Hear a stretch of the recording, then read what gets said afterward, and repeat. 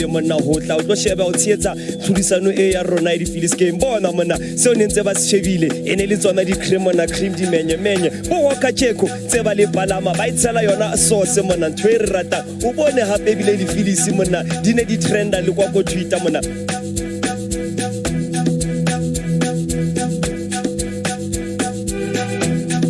sa bontsha hore batho ba bangata ba ne ba shebeletse tlhodisano e ya rona ya di Phillies game.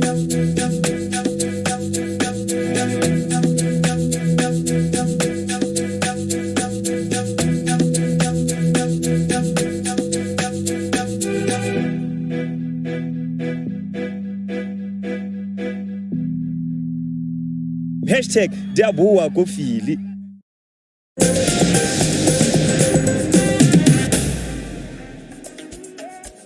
Welcome you back to this exciting part of the conversation on the Kasi Games Show, where we're going to be talking about the role and the impact of scouts. As mentioned earlier on, they're coming in far and wide from right across the globe. And tonight we've got two special scouts that join us. Abasuka Emelika. Yay! Guys, international, ne?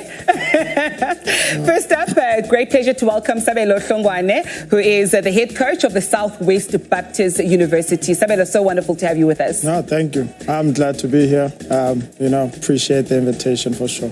Yeah, and of course, Sabelo Kaambietwa, he is alongside Jacob Rutledge, who is the co-founder of SuperSports and also assistant coach of Chicago House. Jacob, you traveled so far to be here with us. Such an absolute pleasure to have you. Thank you so much. I'm looking forward to being on the show some more here.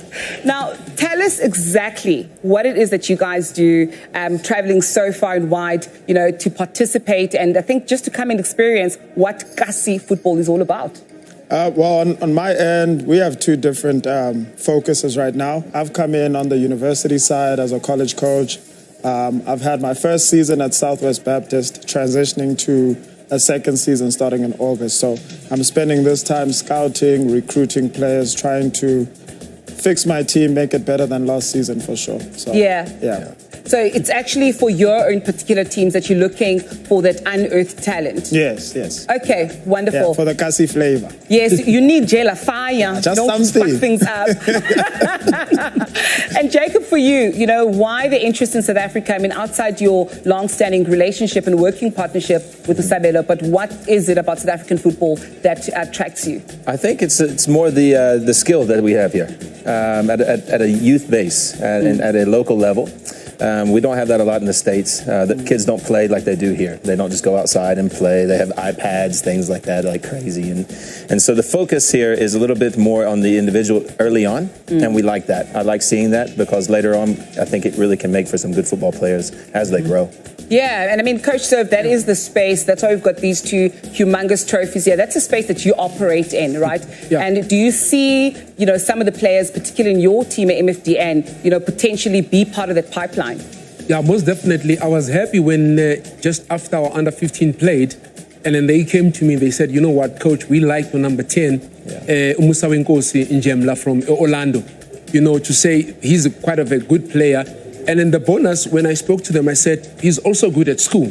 You can understand when you have such scouts that are coming from, the international global market, then the boys need to be well, academically. Yeah. They can play ball, but good academically. And then I was very much happy when they say so. And then I see some of my boys and also other boys, from other different teams that played in the Phillies games and also other tournaments, making it throughout the States and other countries, I think. Yeah, absolutely. I mean, that's quite a valid point, trying to make sure that they also fit into the academic setup in the States. And how has that transition been for you in terms of, identifying? Do you think it's quite a nice slot in, or there's still a bit of work to make sure that they're also able to be holistic athletes? No, to be honest, there's a lot of work. I say that with an enthusiastic energy, though, because it's just a piece that's missing. It's not to say there's a lot to do from ground up. For me, for example, when I first got to America playing in college, because I played there as well, my struggle was the balance of sports and academics. For us as a South African youth, at least my generation, that was not something we were taught to believe in, trust that it exists. As they say, it's either or. Yeah, it's either or, right? If you're a good player, you're probably not good at school. Yeah. If you're good at school, you see what I'm saying? So it's those things. But with SuperSports, which is what we work on together, we tried to introduce the value of academics and sports as a balance. Love You know, it. because that's Yeah. how they have it in the States. If you average below 2.0, you can't participate, which Sure. is a grade point average. You can't participate in sports. So it entices that player. Like if you really love football, you know, you get to that point where you're like, I will do anything for Yeah. the sport, Yes, including yes, yes. reading a book. I love it. Yeah. And we're always Yeah. talking about, you know, building these holistic athletes and making sure that, you know, they are able to also Yes. excel academically. Yeah, Absolutely. yeah. Now, Jacob, you must have been blown away by the crowd, the spectators, the fans that Always. were at Tembisa. I mean, what did that feel like for somebody who wasn't physically there? So much energy from the crowd. Yeah, it's amazing. That kind of culture doesn't really happen for our youth in the States that way. Yeah. It's even at the highest of levels. Our MLS clubs, things like that, they have a MLS Next, and they don't even draw crowds like that. Yeah. So I thought it was amazing. And I think just the close proximity to the stadium as well, it kind of Even like better. builds the whole vibe, you Yes. know? Yeah, it absolutely plays Yeah, out. for that way. sure. Yeah, no, I like it. And also with Coach Jacob dealing out with the under, you know, the smaller Yana boys, under 6 and 7. You know, I wanted to ask at what age one it's best maybe at going to an international market. You know, maybe age 9, 6. What? Because I've got a 9-year-old that was playing in my under 13. He was exceptional. Yes. Maybe you might have a look at him. Absolutely. What Have a age? look at it. Yeah. But at a young age, Listen. of course, yeah. Yeah. This is our self-appointed chief marketing officer. Oh, number one. He doesn't need a sales pitch. He will just tell you straight up. Yeah. At what age? 6, 7, 8? For the international level, I work with kids starting at 2 to 3 years old even. Wow. To start developing players. Okay. And those are programs that are happening in the States that we're helping run. But I would say at the international market, I mean, if you're getting to 15 years old, it's time. Even before that, a couple of years. Even. Sure. Yeah. Wow. That's Wow. brilliant. Yeah. Now, James, tell us about, you know, Capelli Sports and the interest in investing in South African sports and I think particularly youth football. Yeah. Yes. And what are some of those plans and, you know, aspirations that Capelli Sports has? No, so we've been in talks with them because they're an American brand and we've seen how they've branched out into the youth sports there. And we approached them to come into South Africa alongside Lufoy Sports to help develop the football here. Because the issue here that we also see is on the women's side, right? They did great in the AFCON, which is, you know, Yeah. great for the country and, you know, big up to them. Lots of respect. However, the development on the women's side is, you know, subpar.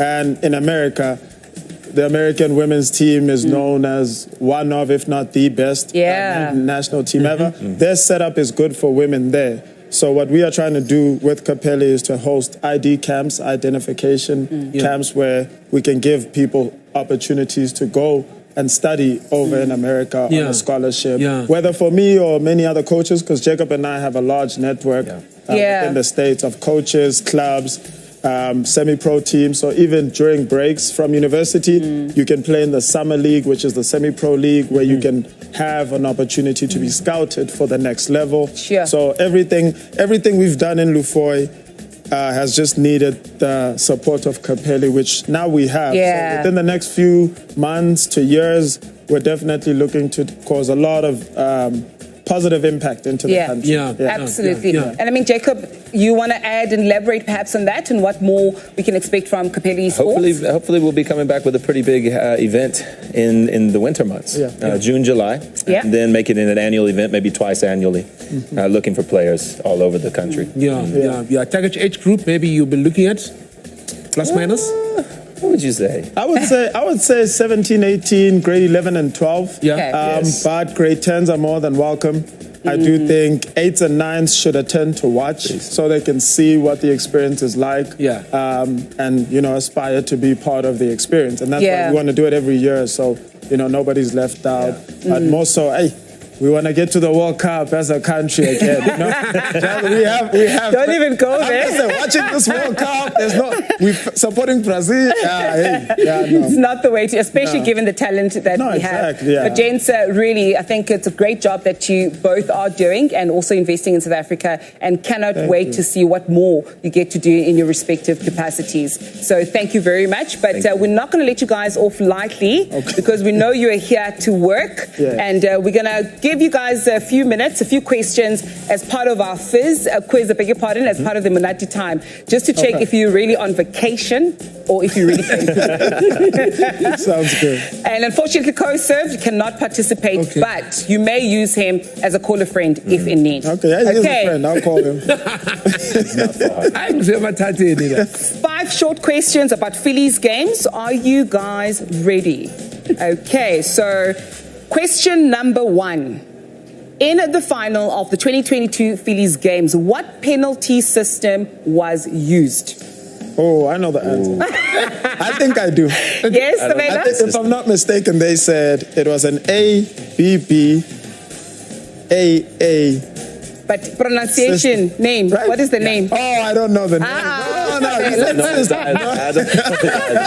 Okay, the answer is ABBA system. We're going to give you half a point for that. I kind of said it, though. You did. You said ABBA. Okay. What is the final score in the final between Isitembiso and One Lion Football Club? Wasn't it? I remember it. I'm giving you a chance. Nah, because I don't. It was Jacob, were you really here? It was the PKs. You know? What was penalty? I'm trying to think. It's PKs, but 1-1 or 0-0? 1-1 or 0-0? Guys. It wasn't. There's no way. I remember the penalty. Okay, I will say. Call a friend, Kaloku. Call a friend. Call a friend. Okay. It was 0-0. 0-0. And it went to penalties. Yeah. Remember the penalties? What penalties? 7, 6. 7, 6, 8, 7. Okay, let's go. 5-4. Okay, next question, guys. Yes. Next question. Who was the top goal scorer in this season's Phillies games? I'm gonna call I'll give you a clue, Gamo. Surname? Are you calling a friend? I'm calling a friend. Okay, Masanabo, thank you. And the next question is, who's the former Kaizer Chiefs player that also participated for the One Lions team? This is for Jacob, but you can call a friend. I'm going to be fair. I have to call a friend. I honestly don't know. Kaizer Chiefs. No, also I don't know. I don't know. The friend. Okay, I'll give you guys the answer. It was Upapim Gombe Zulu, but I'm going to help you guys out. But James, thank you so much. It was absolutely brilliant to have you with us, and looking forward to having you guys visit us again in South Africa. So really, it's been an outstanding. But to our viewers at home as well, thank you so much for tuning in to the Kasi Games Show. Do make sure to catch us again next Monday for more Munati, more Kasi flavor. But for now, good night and shap shap.